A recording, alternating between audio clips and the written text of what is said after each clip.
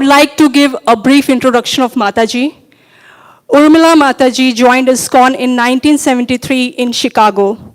She received first initiation in 1973 and second initiation in 1975 from His Divine Grace A.C. Bhaktivedanta Swami Srila Prabhupada.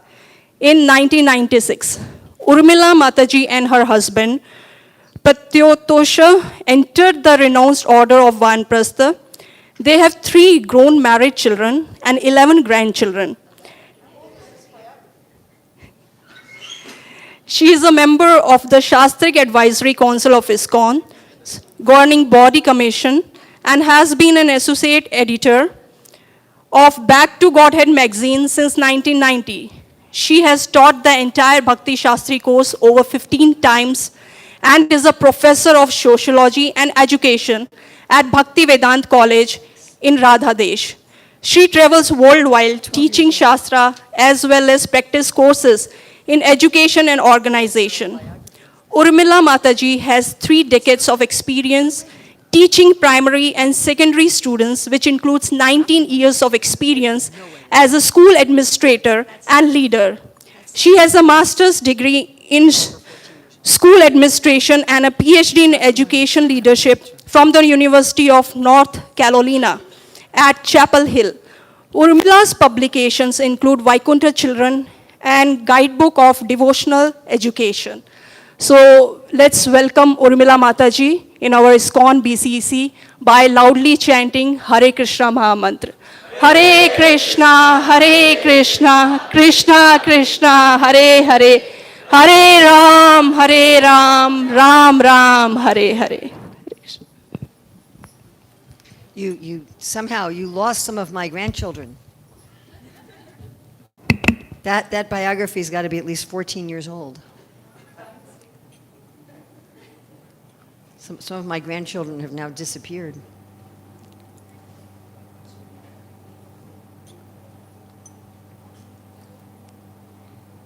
And you have me doing services I haven't done for a long time.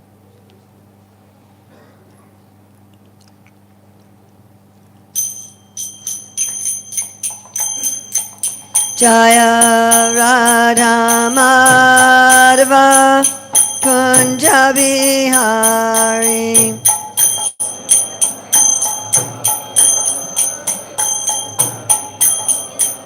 Jaya Radha Madhava Kunja Bihari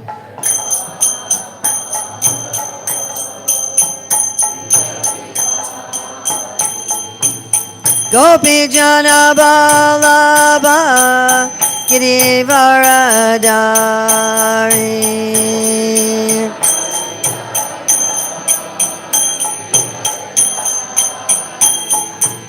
Gopi Jana Vallabha Girivaradari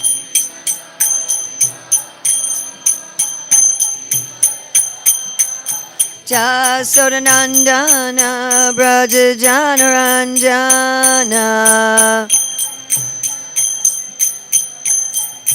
Jasodanandana Braja Janaranjana Yamuna Tiravanachari Yamuna Tiravanachari Jaya Radha Madhava Kunja Bihari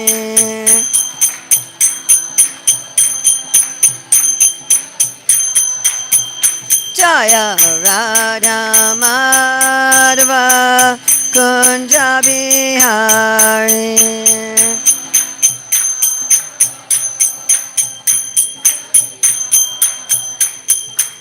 Gopi Jana Vallabha Girivaradari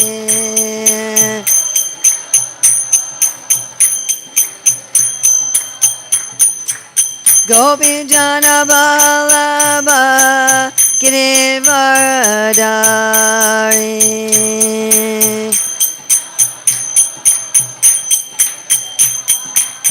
Jasodanandana Brajajanaranjana Jasodanandana Brajajanaranjana Yamunatiravanachari Yamunatiravanachari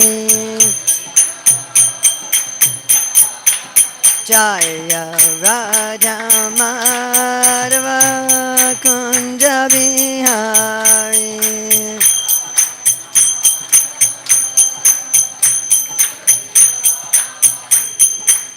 Gopi Jana Vallabha Girivaradari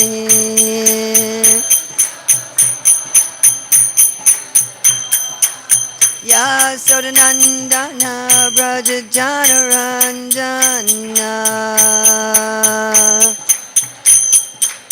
Yamunatiravanachari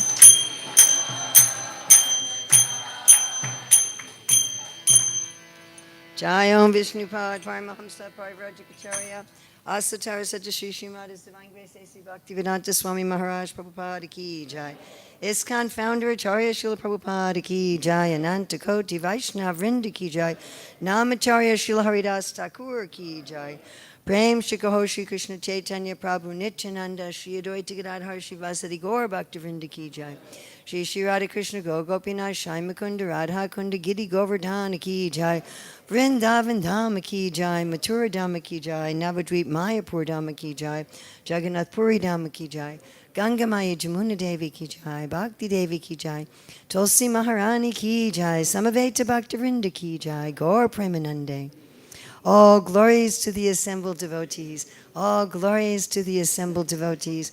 All glories to the assembled devotees. All glories to Sri Guru and Gauranga. All glories to Srila Prabhupada. Nama Om Vishnupadaya Krishna Prastaya Bhutale Srimate Bhaktivedanta Swami Niti Namane Namaste Saraswati Deve Gauravani Pacharane Nirvisesa Sunyavadi Paskachade Satarane Vandeham Shri Guru Shri Yuta Padakamalam Shri Gurun Vaishnavamscha Shri Rupam Sagrajatam Sahagana Raghunatham Vitam Stam Sajivam Sadvaitam Sadvadutam Parijana Sahita Krishna Chaitanya Devam Shri Radha Krishna Padam Sahagana Lalita Shri Vishakam Vitamscha Panchakalpa Chubhyascha Kripa Sindhubhyevacha Patitanan Pavanevyo Vaishnavebhyo Namo Namaha Om Namo Bhagavate Vasudevaya Om Namo Bhagavate Vasudevaya Om Namo Bhagavate Vasudevaya It's good. It's good. Everything's good. All good. The only other thing you can do for me is pray that Prabhupada uses me in this class. Otherwise, I have everything I need. Okay? So it's October 10th, 2025 in Pune, India, and we're reading from Srimad Bhagavatam, Canto 3, Chapter 5, Vidura's Talks with Maitreya, Text 39. Deva Uchu Namamate Deva Padaravindam Prapanatapopasamatapatram Yan mulaketa yatayon jasoru Samsara dukam bahir ukshipanti. Please chant. Please chant.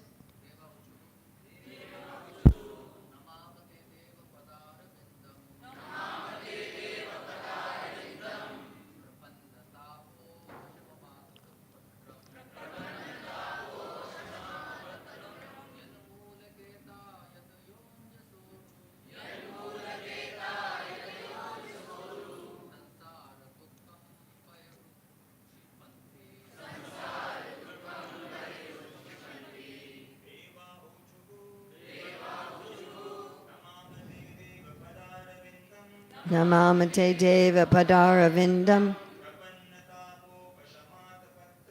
Prapanatapo Pasamattapatram Yamulaketa Yatayonjashoru Samsara Dukam Bahir Ukshipanti Deva Uchu Namamate Deva Padaravindam Prapanatapo Pasamattapatram Yamulaketa Yatayonjasoru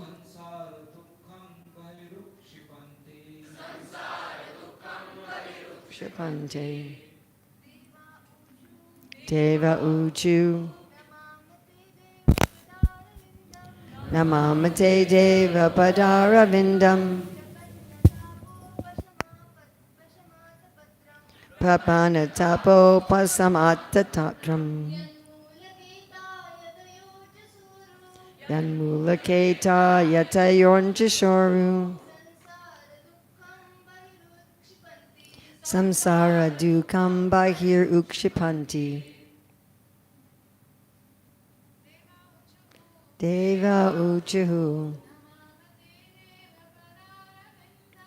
Namamate Deva Padaravindam Prapanatapo Pasamattapatram Yanmulaketa Yajanonjasuru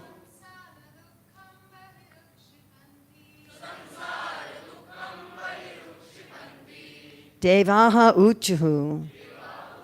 The demigod said, Namama, we offer our respectful obeisances. Te, your, Deva, O Lord, Pada Aravindam, lotus feet, Prapana, surrendered, Tapa, distress, Upashama, suppresses, Atapatram, umbrella, Yat Mulaketaha, shelter of the lotus feet, Yatayaha, great sages, Anjasa, totally, Uru, great, Samsara Dukam, miseries of material existence, Bahi, out, Ukshipanti, forcibly throw. Srila Prabhupada's translation.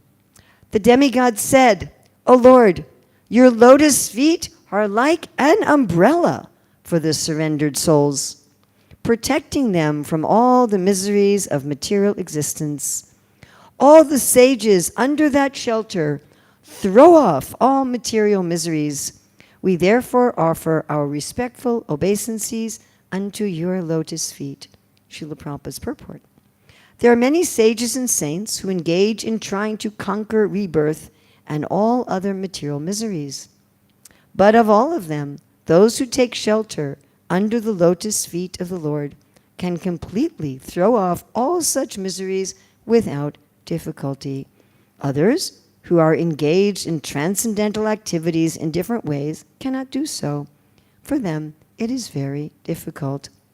They may artificially think of becoming liberated without accepting the shelter of the lotus feet of the Lord, but that is not possible. One is sure to fall again to material existence from such false liberation, even though one may have undergone severe penances and austerities. This is the opinion of the demigods, who are not only well versed in Vedic knowledge, but are also seers of the past, present, and future. The opinions of the demigods are valuable because the demigods are authorized to hold positions in the affairs of universal management. They are appointed by the Lord as his confidential servants. So Prabhupada said we should listen to what the demigods say because they know what they're talking about. Deva Uchuhu Namamate Deva Padaravindam Prapanatapo Pasamattapatram Yamulaketa yatayon jisoru samsara dukam bahir ukshipanti. The demigod said, O Lord, your lotus feet are like an umbrella for the surrendered souls, protecting them from all the miseries of material existence. All the sages under that shelter throw off all material miseries. We therefore offer our respectful obeisances unto your lotus feet. So today I want to talk about umbrellas. In the room where I'm staying, there's an umbrella. I remember many years ago, I was in this area. I was in Mumbai, and the devotees were driving me to the airport, and it was September, and they said, "Is it rainy season in America?" I said, "We don't have a rainy season in America." So then they were quiet, like 5 minutes in the car, they're just quiet. And they said, "Do you get enough rain?" I said, "Well, where I live, we get plenty of rain." And again, they're quiet for a long time. And they said, "When does it rain?" I said, "Hey, it can rain anytime." And they're quiet another like 5 minutes. And then they said, "How do you know when to bring an umbrella?"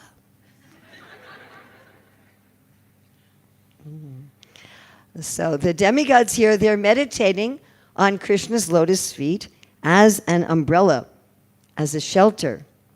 Now, of course, we use umbrellas for rain, but also for sun. Especially I've seen in South India, practically everyone in the sun has a big black umbrella. Technically, we call an umbrella a parasol to protect you from the sun. And sometimes parasols for sun are a little different. They may not be like waterproof. So I want to meditate today on two things. Krishna giving us an umbrella and us giving him one. Okay? He giving us one and one giving him one. If we study in the Bhakti Rasamrita Sindhu about the item of sadhana of friendship with the Lord, you know we have the 9 processes. One is becoming the Lord's friend. There's 2 parts. One is seeing Krishna as our friend, and the other is being a friend to Krishna.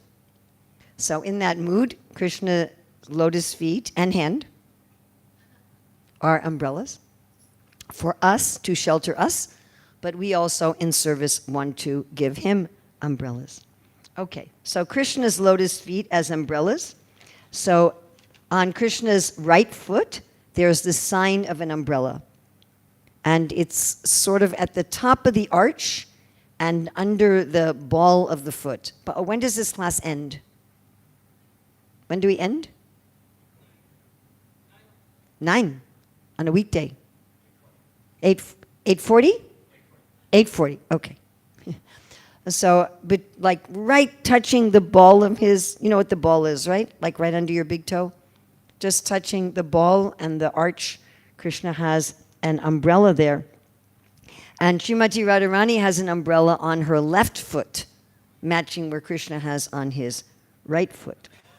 So in 189, Queen Kunti says that these marks of Krishna's feet make everything in the world auspicious. And in preparing for this class, I was really thinking about how we often read about the devotees seeing Krishna's footprints, and they see these marks. I was thinking, this is very difficult. Like if we're walking around barefoot, you just barely see an outline of the foot. You don't usually see the lines in the feet. The ground would have to be a real specific consistency to keep those lines. So just very fascinating to me that the devotees, when they see Krishna's footprints, they also see the umbrella on Krishna's feet. So wherever Krishna's feet touch, everything becomes auspicious. In 12:11:9, it states, "The Lord's umbrella is his spiritual abode, Vaikuntha, where there is no fear." So that's the Lord's umbrella. You know, the Lord also has an umbrella over him all the time, and that umbrella is Vaikuntha, which removes fear. So this umbrella on the Lord's foot is also his own spiritual abode. And then in 321.17, Kardamamudi also compares the Lord's lotus feet to an umbrella. And he says this umbrella removes us from the bodily necessities. Now that's kind of interesting because the devotees, even very advanced devotees, they still eat something. Maybe Raghunath Das Goswami is only eating like a little cup of buttermilk, but he's eating something. Sleeping a couple hours a day, they're sleeping something. So what does it mean they have no bodily necessities? Of course, we have that Vamsi Das Babaji in the time of Bhaktivedanta Saraswati, and it was said that he went 4 months without eating, sleeping, passing urine, or anything, or bathing. So perhaps sometimes devotees actually can be at a point where they have no bodily necessities. But it is stated that the devotees do not agitate the senses while meeting the demands of the senses. So they meet the demands of the senses in service, not in order to gratify the senses. That does not mean, my dear friends, that we repress the desires of the senses. That's not what it means. But it means that we focus on the relationship of our senses to their sense objects as seva. Prabhupada's talking about in the purport that those who take up some spiritual process without reference to the lotus feet of the Lord will not get liberated. And in their mental idea of liberation, they'll again fall down. So if we just simply try to stop the activities of the senses, that will not ultimately work. But being under this umbrella of the Lord's lotus feet, we can see everything as service. Right? Uddhava says those who smell the garlands offered to the Lord can become free from all the miseries of life. But we're taking this as service. You know, in the world, there are very famous people, and those who are their fans, their admirers, they like to collect paraphernalia from this famous people, correct? And they practically worship it, yes? Here's some shoe from Elvis Presley or something, I don't know. So when one is under this umbrella of the Lord's lotus feet, one is taking everything that one is given as the Lord's prasad. Many, many years ago, I heard Radhanath Swami talk about we shouldn't be eating, we should be honoring. Yes? And Sri Chaitanya Mahaprabhu, he says that when the Lord's lotus lips touch the food, the Lord's qualities enter into the food. And when we eat it, we are filled with his qualities. And that gives Krishna pleasure. Just like people are cooking something for me, and when I eat it and enjoy it, they become happy, correct? Yes? So when we're happy at Krishna, that makes him happy. When we're trying to become happy by taking Krishna's energy separately from Krishna and trying to enjoy it separately, that makes Krishna unhappy. Very, very simple. So here I'm visiting here, and those of you who live here or those of you who manage the tent, you want me to be happy here, right? You want me to be happy. You want me to be happy with this cup of water even. You especially wanted me to be happy with the cup of water. But if I say, oh, very nice cup, I'm taking it home, that wouldn't make you happy. You understand? This is very simple. When I look at the world and I say, oh, it's mine to enjoy, then Krishna's like, no, not like that. But if I see, oh, this is Krishna's, I'm using in his service, I'm getting pleasure out of using it in his service. Therefore, Mahaprabhu is saying, I want to experience ecstasy. So this shelter under this umbrella of Krishna's lotus feet means that when we're maintaining this body, we're not doing it in terms of, well, I have to maintain this body out of some bodily necessities. We're thinking, this is Krishna's body. Bhumiralapanalo Bayu, Kamano Buddharevacha. This subtle body, this gross body, it belongs to Krishna. I'm taking care of it for Krishna. And Krishna's giving me so much facility to take care of it. Therefore, one is not disturbed by the material necessities. Now, very interesting, in 11.19.9, Uddhava says that the umbrella of Krishna's lotus feet are showering nectar. Okay, usually we have umbrellas to keep us from showers. We don't expect the umbrellas to be producing showers. However, if you're using umbrellas not for the rain, but you're using an umbrella for the sun, you might want the umbrella to be showering something. So at least in Europe, there's many restaurants that have part of the restaurant inside and part outside. And when it's very hot, they have some kind of canopy or umbrellas over the tables. And these canopies or umbrellas, there's water going through them. And so there's this mist of water. And when you walk, even that you're walking on the street past the restaurants and it's very hot, you get this mist. Now, Krishna's lotus feet are often, it's often said that Krishna's lotus feet have honey. Like Rukmini talks about the foolish women who marry ordinary husbands. Sorry, guys. Because they haven't tasted the honey of the lotus feet of the Lord. And I've thought about this a lot. Like, does it mean that Krishna's lotus feet taste like honey? We can think of them smelling like honey, but tasting like honey. What does this exactly mean? But Uddhava is saying that they're showering nectar, amrita. So amrita means they protect you from death. Like today's verse, the demigod said, they protect you from the material misery. You throw out, they say you throw out the material miseries like in a rubbish bin. You just like no interest in them. But so this is not just water, but it's nectar. Of course, I was thinking, well, if your umbrella is showering nectar, I'm such a practical person, I think, well, that would be kind of sticky. But I don't think it's a sticky nectar. It's just a refreshing, that one feels refreshed and one no longer experiences death. Like it says when Narada Muni died, it was like lightning and illumination are at the same. There's no death. There's no death. So no miseries, no death, no whips of I have to meet the bodily necessities. By the way, Prithu Maharaj received a gift of an umbrella also that shoots out water. So he had, I imagine you'd only want to be around him when it was very hot. Yes, otherwise it might be a little inconvenient. You have this, this umbrella that's shooting water everywhere. Of course, Mahaprabhu, when he's dancing in the Rath Yatra, he's crying so much that his tears are like a syringe shooting out his tears of water. Now, there's also an umbrella on Krishna's hands.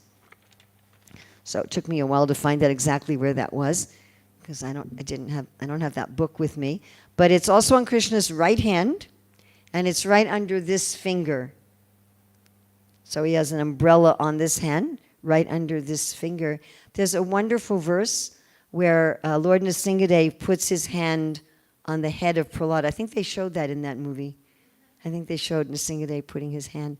And Prahlad Maharaj is talking about that.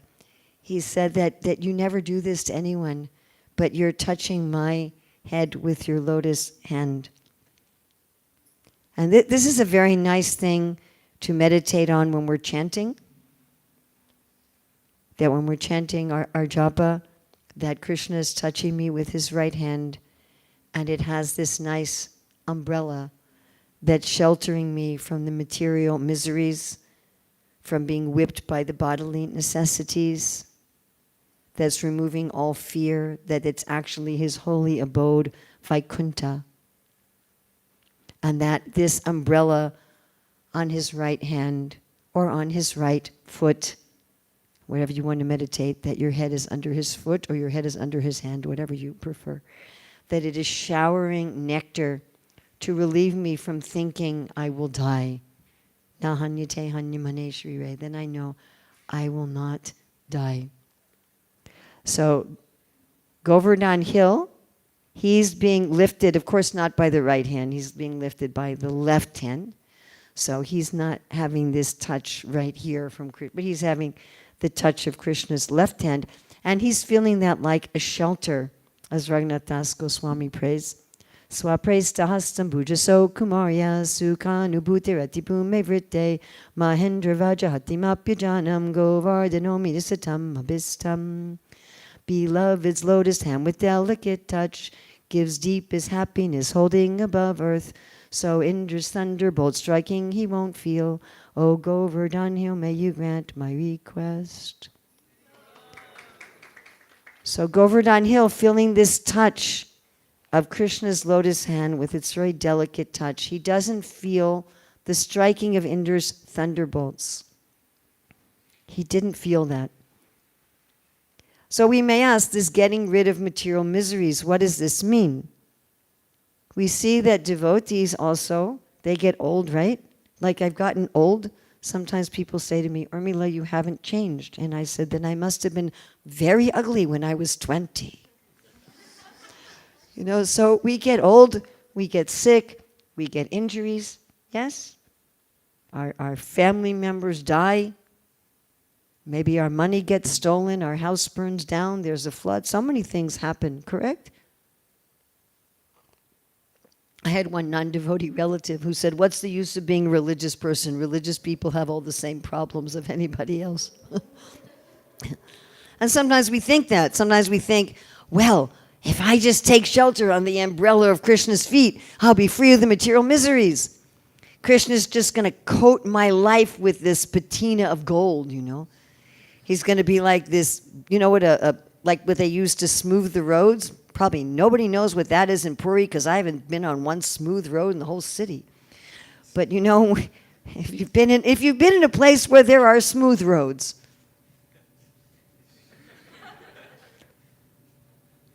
like, does anybody here smooth the roads? So there's like this big roller. It smooths out the roads. So we might think, you know, if I surrender to Krishna, he's going to go in front of me, just smoothing out the road. So that's not what it means. But it means that we're having such ecstasy with this touch of Krishna's lotus foot or lotus hand, we don't feel the material miseries. You might say, how is this possible? But we all experience this sometimes. We're so absorbed in something that we don't. One time I was packing, and I was thinking, okay, I've got to get to the airport on time, and I'm packing. And some devotees came to say goodbye to me, and they said, Urmila, what's this red stuff on your floor? And I'm like, oh my God, my foot is bleeding. And then I remembered, oh yeah, about an hour ago, I knocked my foot against something. But I was so absorbed in packing, I didn't feel it. Has this ever happened to you? You're so absorbed in something that, you know, you ever get like a bruise, and then you're like, I don't remember getting this. Where did I get this bruise? We've all had this experience, yes? Prabhupada gives the example in his lecture on teachings of Lord Kapila Dev that Stalin was afraid that if he went under anesthesia for surgery, that his enemies would kill him. So he had surgery without anesthesia by putting his mind in a different place. And after I read that, I practiced that for labor and childbirth. So my second and third children, I was able to not have any pain because I meditated. I wasn't meditating on Krishna's feet or hands as an umbrella, but I was meditating on Govinda's belt. In New York, we have Radha Govinda. So I was meditating on Govinda's belt. I'm like, as long as I'm meditating on Govinda's belt, whatever happens with my body will not disturb me. And I had no pain, like at all, nothing. And the midwife was like, are you unconscious? It's kind of funny. But one can do that. Actually, all pain comes from fear and attention. All pain comes from fear and attention. There's no objective thing called pain. Pain means there's some sensation or some happening in our life that fills us with fear and we put attention to it. That is pain. That's all. So if one is fearless, and if one doesn't give much attention to the world, of course it's good to notice you cut your foot so you can wash it and put a bandage on it. So it's a good idea to notice if you break your arm. I mean, that's recommended. But not that if one's feeling pain, actually this means that we're full of fear and that we're putting our attention. In the 11th canto, the Avanti Brahmana says all distress is simply in the mind. And more medical science is becoming to recognize this. So you find it's becoming a few years ago, it was like kind of a fringe thing in medicine. And now even big hospitals, they have like holistic medicine, they have pain psychology. And they teach people how to get rid of chronic pain just by adjusting their mind. Of course, we talked about Govardhan feeling the shelter of Krishna's hand, but of course Govardhan himself is also an umbrella. Yes? In Bhagavatam 3.2.33 and 2.7.32, Govardhan is mentioned as an umbrella. All right, so we've looked at how Krishna, especially Krishna's right foot, that's the foot, with the deity of Krishna that he has crossed over in the front, and is kind of like this, yes? And Krishna's right hand are umbrellas. Okay, but now let's look at it the other way, us giving Krishna an umbrella. Right? Like Prabhupada, you look around, look for a minute. You see Prabhupada has an umbrella? Yes, we give great. An umbrella is a sign of respect. It's also a sign of royalty, right? That you give an umbrella. If you go to Loy Bazaar and they sell those little altars, those little like cheapy aluminum, metal, ugly altars, and they all have this little umbrella. Yes? You know what I'm talking about? Yes? Okay. And when we take the deity on procession, if you've ever been to Sri Rangam, so I think it's like 344 days a year, something like that. They take various deities on procession. I think they skip 20 days. I don't know why. But anyway. And each time it's different murtis in a different festival. Actually, when Varaha returns to the spiritual world, it's said every day is a festival. So in Sri Rangam, they've almost taken that seriously. They have a few days off.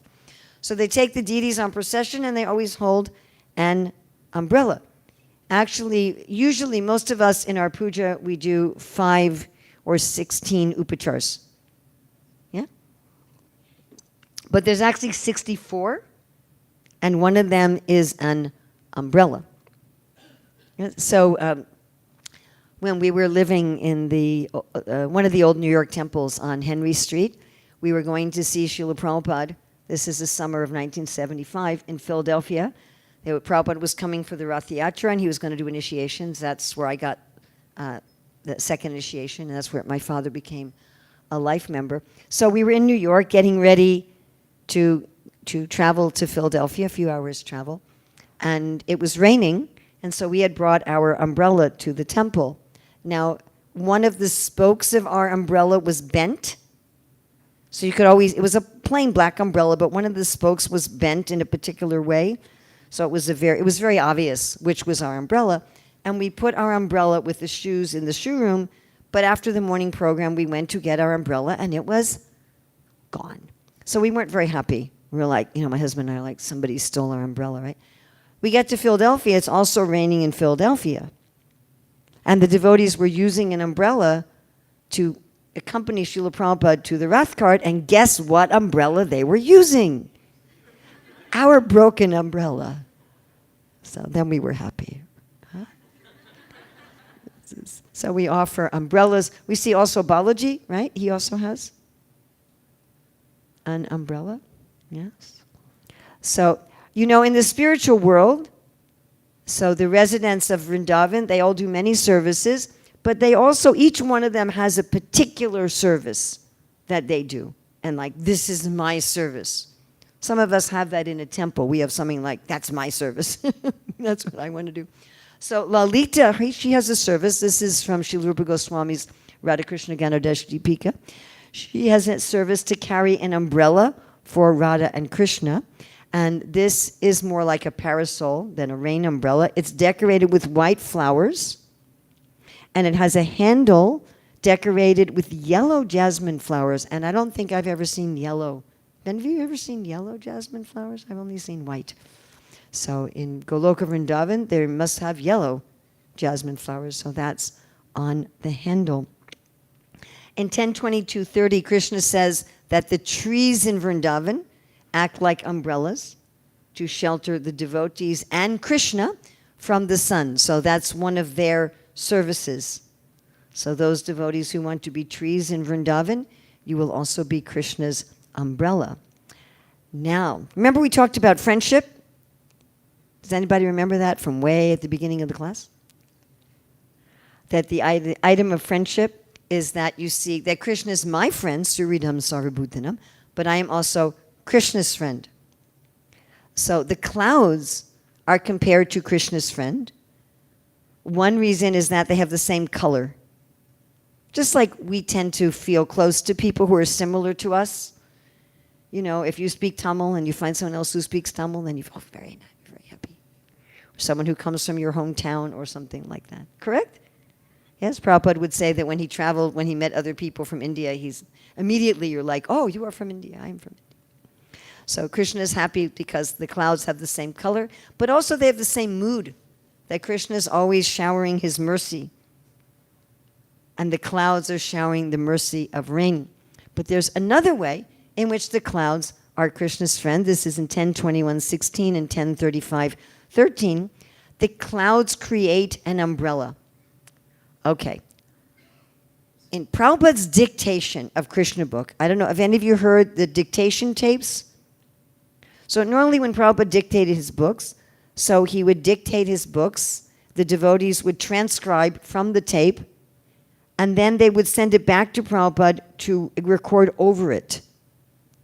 Nobody saved those.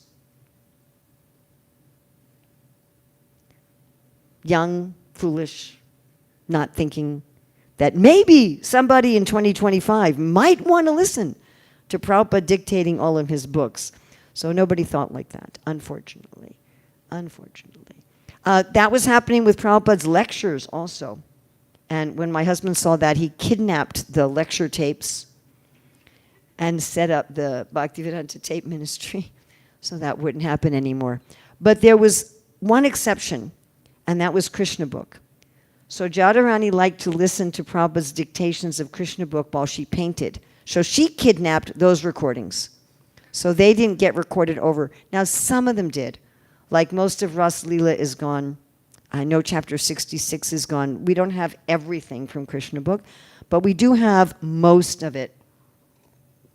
Prabhupada dictating it. And when Srila Prabhupada dictates this part of Krishna book, he says the clouds created an umbrella of flour-like snow to protect Krishna from the heat. And if you go to the Bhagavatam verse, it says pieces of ice that look like snow. I do not know why in Krishna book it says the clouds created an umbrella of flowers instead of flour-like snow. I'm just saying this so if you hear this and you go to Krishna book and you don't find it and you think I'm making it up, I'm not making it up. It's in the Bhagavatam and it's in Prabhupada's dictation tapes. Actually, I have a PowerPoint about friendship where I actually play this recording of Srila Prabhupada so people will know I'm not making it up. So they make this umbrella of flour-like snow to protect Krishna from the heat. Of course, it's hard to understand how this would work. Now, in the hot season in India, it would be nice to have an umbrella out of snow, wouldn't it? Except I'm thinking it would melt very fast. Like you'd get this snow umbrella and then you'd become drenched immediately. When I was a child growing up in America, I don't know if you guys do this, but in the summer we would have these treats made of ice that they just pour some flavor on. Do you have that? Of course, the flavors are all chemical garbage. Oh, why they fed those things to us. But anyway, they were called snow cone. And you get like this paper cup and then this ice. And they put some color, some artificial color. I'm sure you could make it with real something. You could probably put like real mango juice on it. And you eat this ice and you feel cool. I was once in Mayapur right at the end of the hot season. And 5 times a day I had to pour cold water on my head in order for me. I couldn't think otherwise. Like every few hours I go, my brain isn't working, and I would have to pour cold water on my head to deal with the heat. But I don't know, these snow umbrellas, they must have had some mystical potency that they didn't just immediately melt, but actually were cooling. I was just thinking, so my grandson-in-law, for a while, he had a job where in the summer, and it doesn't get as hot where we live in the summer as it gets here, but it does get hot. So he was having to work outside, and it was very difficult for him. So I bought for him this thing you can put on your neck, like you put it in the freezer, and it gets cold, and then you put it on your neck, and it stays cold for like 2 hours. And he said it really helped him. So I'm probably these snow umbrellas that the clouds make, they must last for a while. Must be some mystical thing. And so it must follow Krishna around, you know? Like I can't imagine the snow handles have snow umbrellas have like a handle. So the clouds just like they shower this snow umbrella to protect Krishna from the sun. It must just like follow him and take a while to melt, and then maybe they send another one. I don't know. Nice thing we can meditate on. So in 110:17, Arjuna brings an umbrella. When Krishna is leaving Hastinapur for Dwarka, Arjuna is carrying an umbrella to take him from the palace to the chariot. And this is definitely a sun protection umbrella because it's made out of embroidered lace, which would be useless in the rain. So it's got to be a parasol type umbrella, and it's got a handle of jewels. And then the Krishna gets on the chariot from Hastinapur to Dwarka, and I don't know if he does it all in one go or if they stop on the way. And if they stop on the way, there's got to be somebody there with an umbrella as well. But when he gets off of the chariot in Dwarka, then there's another umbrella. This is in 111:17. Now it says that this umbrella is as white as the sun. Now that seems again to me a little unusual because the umbrella is supposed to protect you from the sun, but then the umbrella is also looking like the sun. So I have this sun umbrella. Now one of my favorite sections in the Bhagavatam is when the four Kumaras go to Vaikuntha. You know, when they encounter Jai and Vijay, right? And then Lord Narayana comes out to try to solve the problem. What's going on? Why are my servants arguing with each other and cursing each other? So when he comes out, this is in 3:13:38. So it says that the Lord's servants are carrying an umbrella, and that on either side of the umbrella, there's other servants with chamaras. And the chamaras look like white swans as they're moving. They look like white swans, and they're creating a breeze. And then around the edge of the umbrella, there are pearls. And so when the chamaras on either side are creating this breeze, so the pearls look like ice melting in the wind. So I don't know if any of you have ever seen that because it never gets cold enough here for there to be ice. But where I grew up, in the winter, we would have ice forming. And then when the sun comes out, it starts dripping. It starts melting in the wind or in the sun. So it looked like this dripping ice, or it looked like drops of nectar falling from the moon. So at least in this life, in this body, I have never seen drops of nectar falling from the moon. But I would imagine that that looks very nice. I mean, one thing I have seen many, many times is the moon reflecting on water. And when the moon is reflecting on water, same with the sun reflecting on water, but it's kind of more dramatic with the moon, especially if it's like a full or nearly full moon, because everything is very dark, the sky is very dark, and so the moonlight reflecting on the water is more accentuated than when the sun is reflecting on the water. And the water moving with the moon reflections, it looks like jewels. Yes? Looks like jewels. Or you could say it looks like maybe pearls. I always think of diamonds, but you can think it looks like little pearls. So these pearls on Krishna's umbrella moving in the breeze, you could think of that as to the reflections of the moon on the water moving in the waves. So like that with the chamara, with this umbrella. When Lord Ramachandra and Sita and Lakshman and Hanuman, when they come on Ravana's flower airplane that he got from Kuvera, when they come to Ayodhya, they are greeted with umbrellas. That's mentioned in 9:10:35-38 and also 9:10:43. And there the person carrying the umbrella, though, is, anybody know? Hanuman. Hanuman's carrying the umbrella. I find it interesting that Arjuna carries an umbrella and Hanuman carries an umbrella, and of course Hanuman is on Arjuna's flag. Now, umbrellas are not just used for the Lord, but any respectable personality, any kings. We put an umbrella over Srila Prabhupada. And you know, traditionally, the brahmacharis would all have umbrellas. Take note, you brahmacharis. So they would have, I'm going to cause all this trouble in Pune. All the brahmacharis are going to start walking around with fancy umbrellas. So traditionally, the brahmacharis would have a water pot and an umbrella. And when Vamandev appeared, because he appeared as a young brahmachari, this was one of the gifts he was given. And he was given this umbrella from Varuna. Now, I'm not sure what Varuna does with umbrellas. He's under the water. Isn't he under the water? What does he use them for? I don't know. But he seems to have a collection of them, because he gives Vamandev this umbrella, but there was another umbrella of his that Bhaumasura stole. And this was one of the reasons that Krishna came with Satyabhama to attack Bhaumasura, because Bhaumasura had stolen Aditi's earrings and Varuna's umbrella. Again, I'm sure it must have been one of his umbrellas. Now, of course, you might wonder, why would you have a war over an umbrella and some earrings? Like people today fight wars over oil. That you can understand, I guess, sort of, kind of.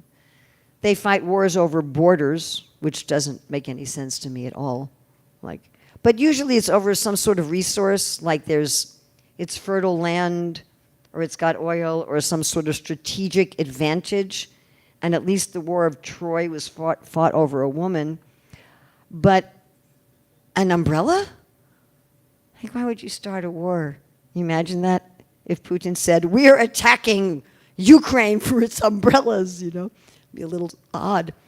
So now I don't have a pramana for this. This was one devotee suggested this, but I thought it was very reasonable. So just like I'd say probably all of us have a phone, right? So the phone, it's just like metal and glass and things like that, and it's made by humans, but it extends our power, correct? Like I can take my phone and I can immediately call any of my children, or 13, not 11 grandchildren.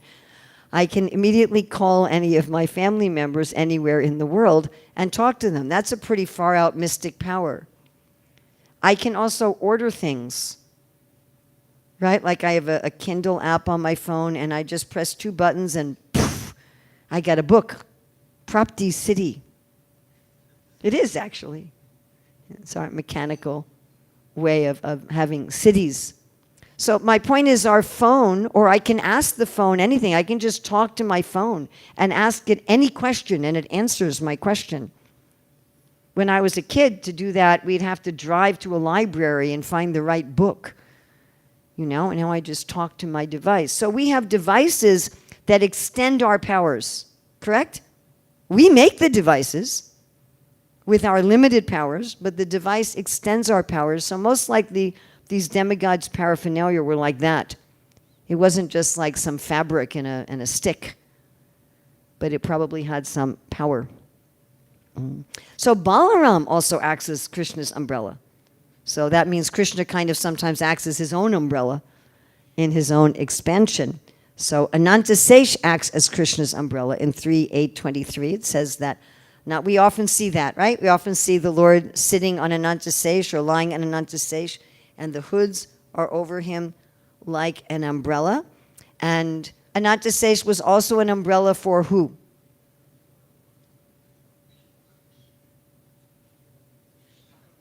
We said Krishna and Vasudeva, right? Well, that was Krishna and Vasudeva. So Vasudev's carrying little baby Krishna across the Yamuna, and it's pouring,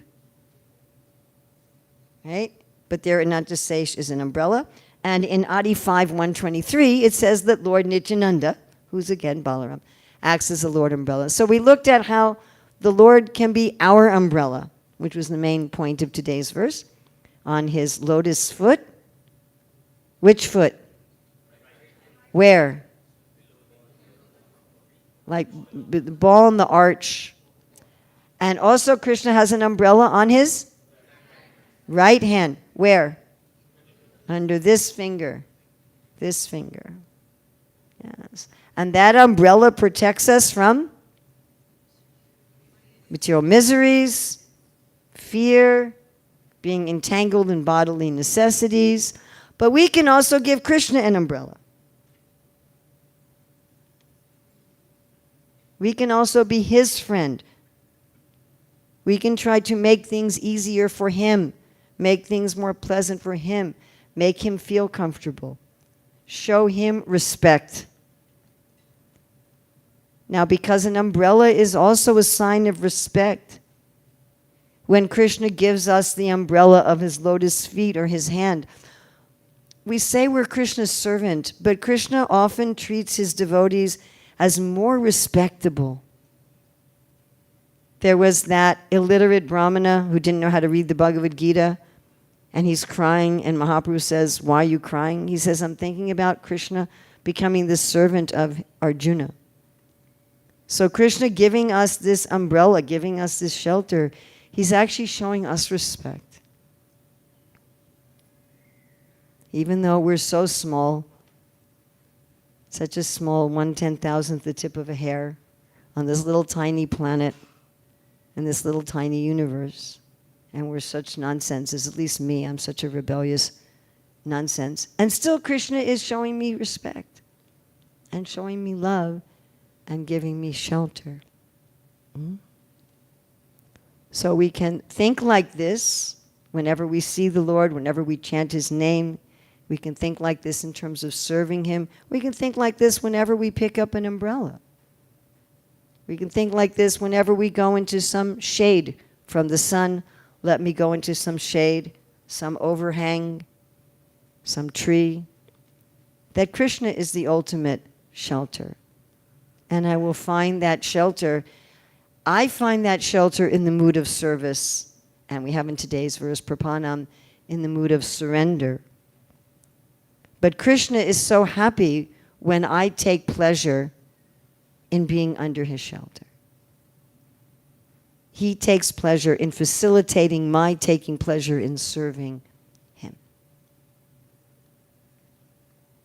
So anything good in this class is from Srila Prabhupada, our Acharyas, the Shastra. Any mistakes that I've made, kindly correct them or ignore them. So anyone have questions, comments, corrections, additions, subtractions? Yes, Prabhu. How much time can I have? I'm already 4 minutes over. 5-10 minutes, okay. Hare Krishna. Hare Krishna. So, Mataji, you're talking about Krishna being our friend, our shelter. But sometimes because of self-gatekeeping beliefs, self-sabotaging beliefs, okay, there is no hope for me, and whatever I do, it will never be enough because Krishna is so far and Krishna is so pure and so big. So this becomes an obstacle to accept Krishna's friendship, Krishna's mercy. So how do we overcome this self-sabotaging and self-gatekeeping beliefs? Okay, excellent question. This self-sabotaging stuff, it's in what guna? Sattva, Rajas, or tamas? Tamas. It's heavy tamas. It's tamagun that looks like humility. Like Putana looked like a beautiful lady. Just like that, but she's actually a witch come to kill you. So this is not humility. It's tamagun. So we can practice, how we can deal with this is practice, now if you're a really demoniac person, this won't work. But if you're a normal person, think of how you would talk to a friend.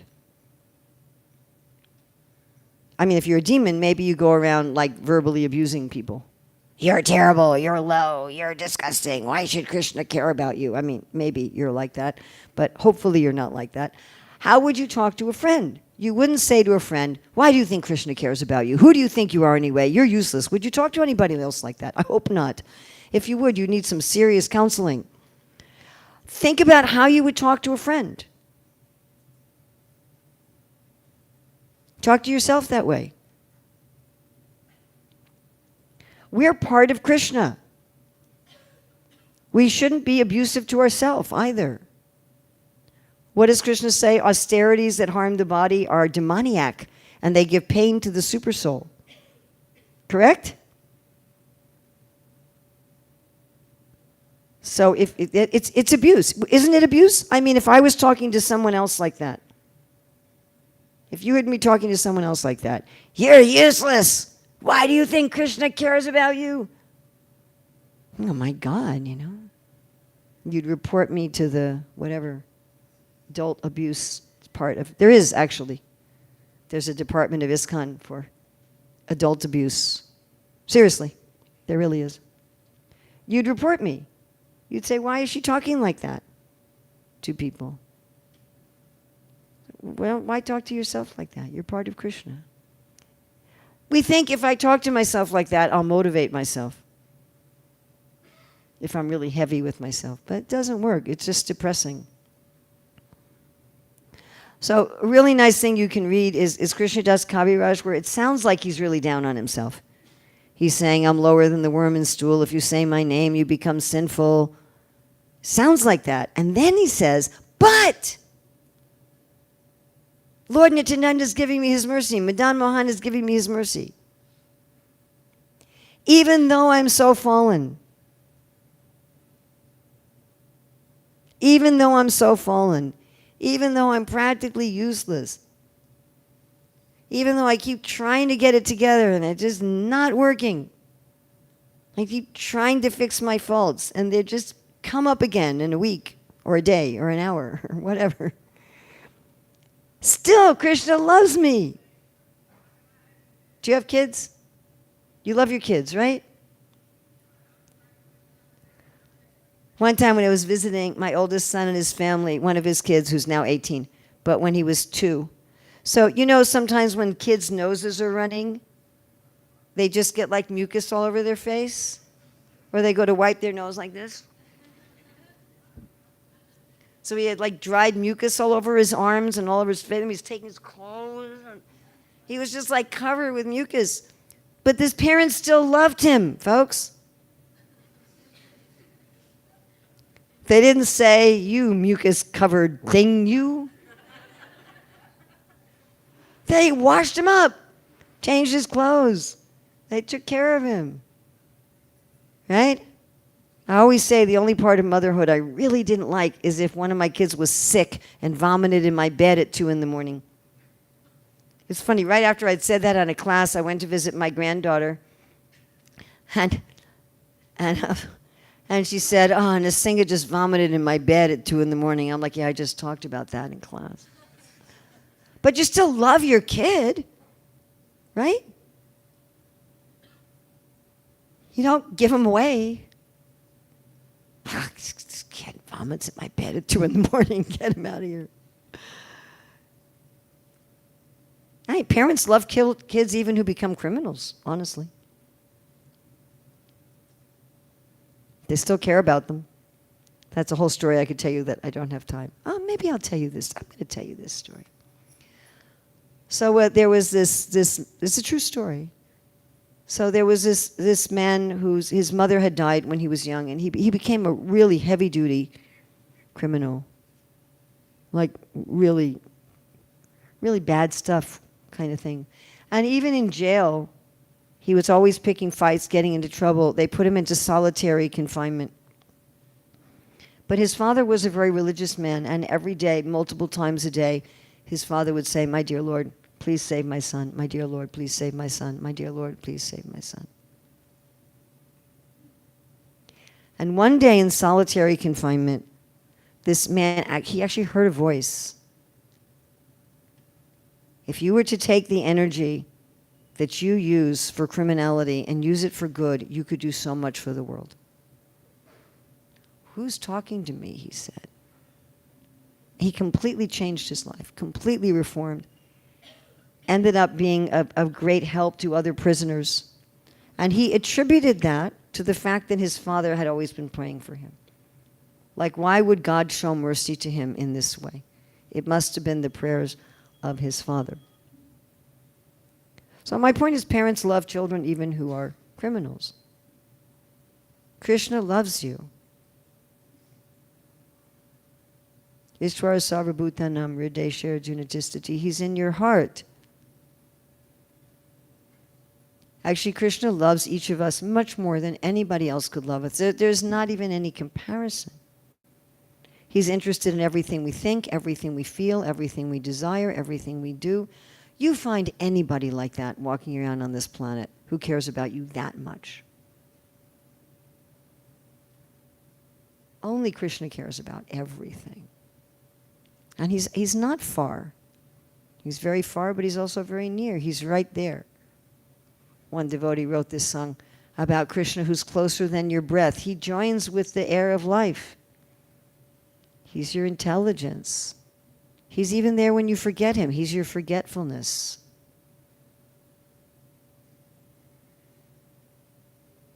He's your fire of digestion. He's your abilities, all of your abilities. He's your very life. He says, I'm the life of all that lives. The amount of love Krishna has for you is immeasurable. And it doesn't matter how foolish or fallen or whatever you are, he still loves you. And you would say that to anyone else, wouldn't you? Yes? So say it to yourself. Be your friend.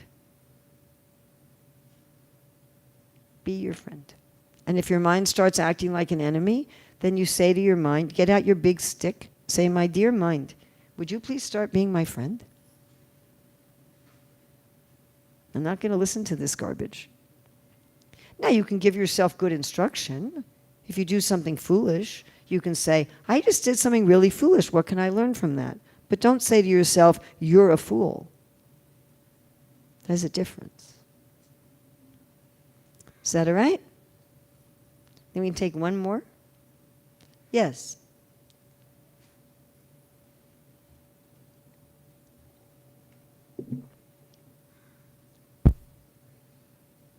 Can you just be loud? Hare Krishna, Mataji. Whoa, there we go. Mataji, I'm provided with many things in my life that helps me in the spiritual path. But my vision stops at my husband. I feel gratitude towards my husband for providing me everything that helps me in the spiritual practice. You think it's all coming from your husband? Pardon Is that me? what you're saying? You think everything's coming from your husband? Yes, I am not able to surpass that vision and take it to Krishna. And second thing, sometimes Well, it happens. let's do one thing at a time. Let's Yes. do one thing at a time. Is Krishna your husband's abilities? Yes? Yes. Is he your husband's intelligence? Yes. If Krishna stopped providing for your husband, would your husband be able to do anything about it at all? No.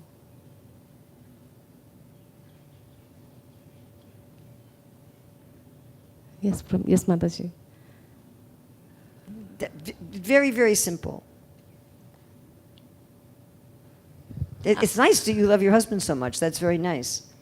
But you risk just taking birth as a man. And you can ask them, is that great? Is that great? Do you recommend the male human body, guys? How many stars? Better to go back to Godhead. Prabhupada said, don't take your birth again and again in this Kali Yuga. They have their issues too, you know. Yeah? They have their kind of ego. I'm so glad I don't have the male version of ego. Thank you, Krishna. So, you don't really, sorry guys. So, that's not helpful. So Mataji, how can we develop that? It's You think about it. That's what sadhana means. It means you make a deliberate effort. Okay, I'm going to tell you another little story. I told this story many times before. So this is many, many years ago. So I was looking in my closet, and I was thinking, I only have 3 silk saris. It'd be nice to have one more for festivals. And I'd like it to be I don't want this anymore, folks, so don't get this for me. This is not, it's not what's going on here. I said, I'd like it to be kind of a heavy silk, sort of a slightly off-white, like a beige with an embroidered border. I love embroidery stuff. With like an embroidered border. I got a picture in my mind, right? And I thought, maybe next time I go to India, I'll get one. Oh, but silk saris are expensive. I'm not going to bother spending the money on it. It's not worth it. The whole thought was like 20 seconds, right? Okay. 3 days later, I was running a school then. So 3 days later, one of the parents comes to pick up her child from school, and she's in her car, and she says, hey, Urmila, come here. So I came there, and she handed me that sari. like I had custom ordered it. So I thanked her, of course. But I knew who gave me the sari? Krishna, which made me very sad. I said, Krishna, I'm sorry I asked for a sari. I didn't even ask him, really. See that? It's Krishna. You should thank the person who gives you, of course. You should be grateful to the person. You don't just go, well, that was actually just Krishna. I don't care about not like that. I don't think Krishna would appreciate it. You should be kind to your delivery drivers. It's Krishna. Krishna is giving through my husband. And I don't know if you get another question, because he said 2, and that we already had 1. So I think we should stop there. Is that all right? Is that okay, answer? See Krishna behind everything. Why just your husband? Everything. It's always Krishna. Don't just see Sarva Karana Karanam. He's the cause of all causes. He's behind everything. And I'm glad you have such a nice husband. You're very blessed that you have such a nice husband. You're very fortunate. Not everybody even gets a husband. Some people get husbands and they're awful. So you're very nice, very blessed that you have a good husband. But take that as Krishna's blessing. And you think my service to my husband is actually service to Krishna. Krishna's giving me this jiva in the form of my husband, and Krishna would like me to take care of him to please Krishna. Don't try to please your husband directly. Please your husband so Krishna will be pleased with you, and see the gifts that come through him as Krishna's gifts. Then you'll be actually a better wife and you'll be happier. Is that all right? So again, thank you very much. Srila Prabhupada ki jai.